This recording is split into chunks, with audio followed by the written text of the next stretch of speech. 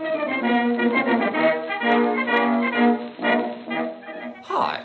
I'm Nick Phillips, and I'm here to share with you tales from the days of old. Tonight's story takes place a long time ago, in the year 1999. I was 9 years old, and my older brother Ted was 11.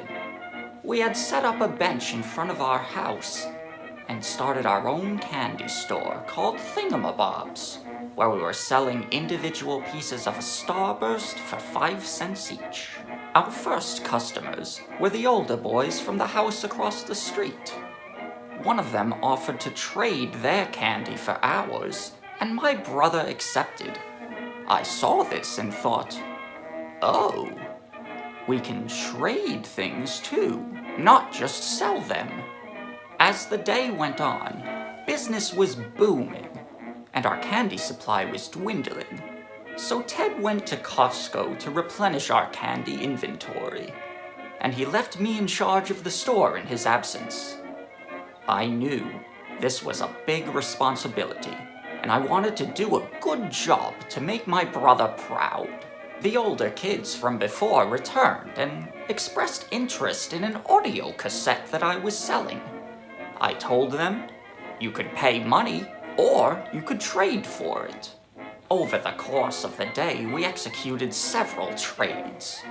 They traded me an action figure which had obviously been chewed up by a dog, and a block of ice from the ground which had a few grains of rice frozen in it, which they called birdseed.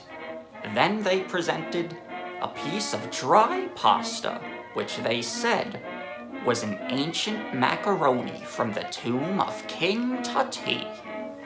One of them said, give it to a museum and you'll get $1 million.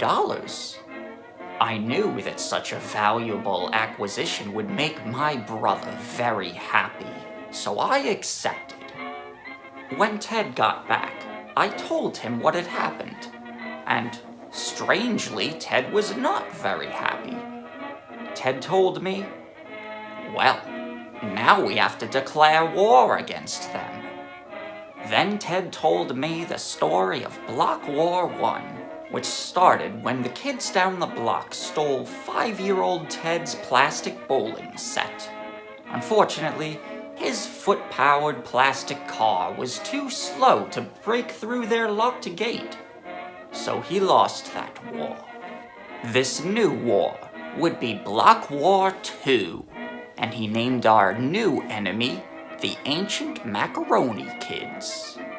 But if you're fighting a war, you have to have a country.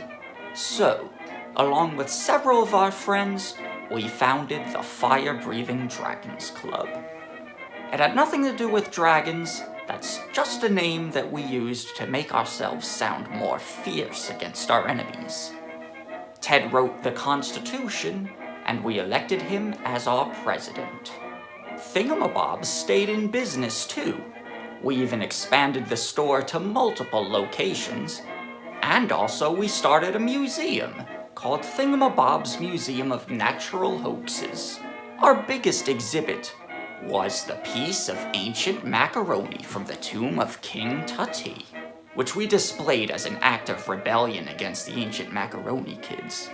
And when they saw this exhibit, they were very offended by it, even though they had told us to give it to a museum.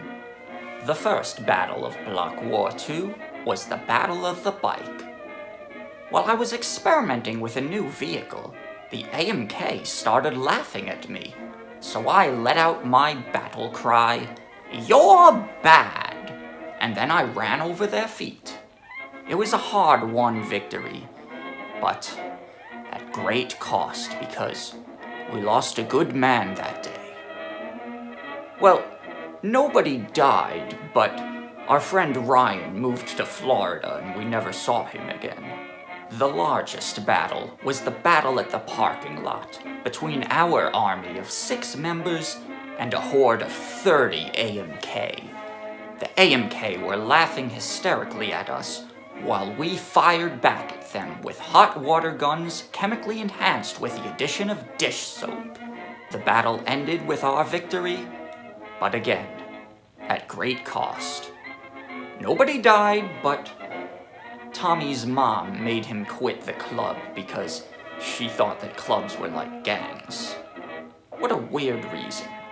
From bikes, to hot water guns, to rubber band guns, we continued improving our weapons technology until the final battle, the Battle of the Shovel of Shit, which seemed to have taught the AMK their lesson, and we all learned to live in peace.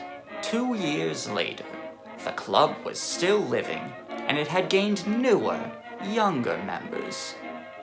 And now that I was at the ripe old age of 11, Block War II was but a distant memory.